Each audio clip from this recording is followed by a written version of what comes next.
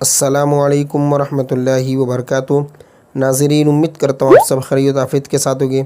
आइए इंशाअल्लाह अज़्ज़ा वजल आज की इस वीडियो में उर्दू किताब अनवार शरीयत का पार्ट नंबर 43 पढ़ेंगे और इसका जो ताल्लुक़ है पार्ट नंबर 42 से, चूँकि पार्ट नंबर 42 में हमने सजदे सहू के मुतल्लिक़ काफ़ी अहम तरीन मसाइल को सीखा। भाई ये उसी से मुतल्लिक़ और भी मसाइल है। सजदे सहू कब करना चाहिए, कब वाजिब है, कब नहीं वाजिब होगा, ठीक है। तमाम बातें सवाल जवाब की सूरत में बताई जाएगी। देखिए यहाँ से हमें पढ़ना है सवाल। अगर कायदा आखिरा यानी जो चौथी रकात या दूसरी रकात का जो लास्ट कायदा है वो इसमें अत्तहियात से व रसूलु तक पढ़े, यानी व रसूलु हुए ना लास्ट में, वहाँ तक पढ़ने के बाद भूल कर खड़ा हो गया तो क्या करे। यानी अगर चौथी है तो पाँचवीं के लिए खड़ा हो गया, दूसरी है तो तीसरी के लिए, तो क्या करें। जवाब, अगर बक़द्रे तशहुद कायदा आखिरा करने के बाद, ये बीच में कह रहेगा ना, करने के बाद भूल कर खड़ा हो गया तो जब तक इस रकात का सजदा न किया हो, यानी पाँचवीं है या तीसरी है, ठीक है, जो खड़ा हो गया तो उसका सजदा नहीं किया तो लौट आए और दोबारा अत्तहियात पढ़े बग़ैर सजदे सहू करे, फिर तशहुद वगैरह पढ़कर सलाम फेर दें। आगे, कायदा उला में भूल कर दुरूद शरीफ भी पढ़ दिया तो क्या हुक्म है। पहले कायदे में वैसे अत्तहियात पढ़ना ये वाजिब है ना। जवाब, अगर अल्लाहुम्मा सल्ली अला मुहम्मदिन या अल्लाहुम्मा सल्ली अला सय्यिदना तक पढ़ा या इससे ज़्यादा पढ़ा तो सजदे सहू वाजिब है, और अगर इससे कम पढ़ा तो नहीं। मगर ये हुक्म सिर्फ़ फ़र्ज़, वित्र और ज़ोहर और जुमा की पहली 4 रकात वाली सुन्नतों के लिए है। रहे दिगर सुनन यानी जो दूसरी सुन्नतें हैं और जो नवाफिल हैं तो इनके कायदा उला में भी दुरूद शरीफ पढ़ने का हुक्म है। इसी तरह आगे सवाल, जहरी नमाज। पहले तो ये देख लीजिए, जहरी नमाज यानी जिसमें किराअत बुलंद आवाज़ से की जाती है। जो इमाम साहब जो नमाज़ पढ़ाते हैं जैसे मगरिब, ईशा और फजर, इसमें बुलंद आवाज़ से किरात, इसको जहरी नमाज कहेंगे।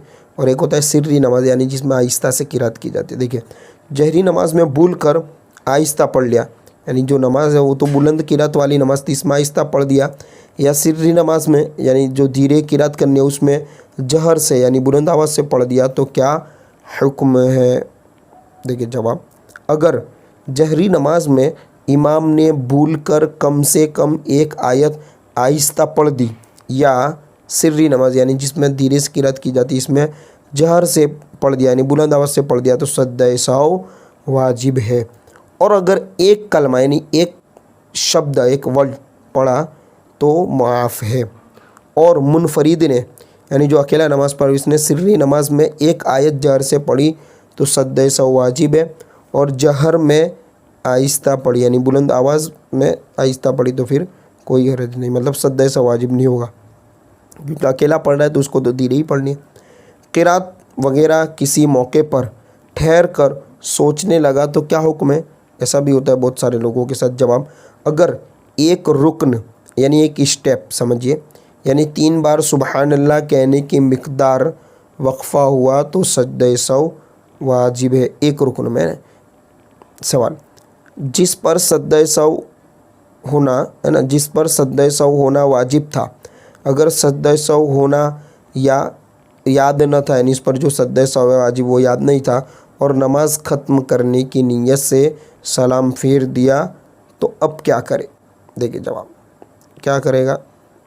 अगर सहू होना याद न था यानी गलती हुई है उसको याद नहीं था और सलाम फेर दिया तो अभी नमाज से बाहर नहीं हुआ, लिहाजा जब तक कलाम वगैरह कोई फ़ैल मनाफ़ी नमाज को रोकने वाला कोई काम न किया हो सजदा करे और फिर तशहुद वगैरह पढ़कर सलाम फेर दे तो इसकी नमाज हो जाएगी।